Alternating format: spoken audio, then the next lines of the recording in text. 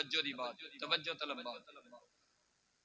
1450 साल पिछे जाओ और अज 20 ऊंटनियां दी कीमत लाओ कितनी बनदी? मामूली कीमत 5 लाख लाओ, मामूली मामूली कीमत, मैं घट तो घट की बात कर रहा। 5 लाख भी अगर एक ऊंटनी की कीमत लाओ तो कितनी बनती? लेकिन वैसे तो असं दावा करने जेड़े सब तो बड़े आशिक रसूल बनते हैं ना, जिन्हां दा दावा बहुता वड्डा होंदा है कि शायद दीन उन्हां दे नां ते ही खड़ा है, इन्हां तो वड्डा कोई आशिक रसूल कोई नहीं।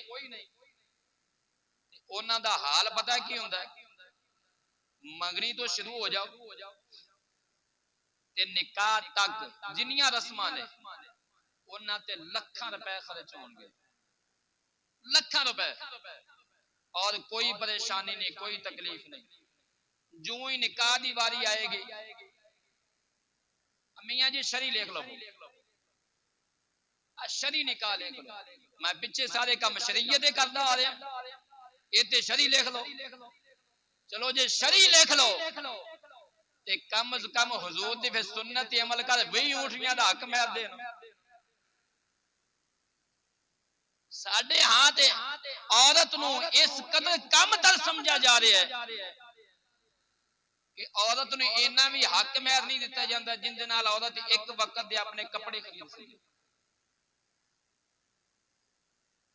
और वो औरत नू असीं अपने बच्चियां दी मां बनाना,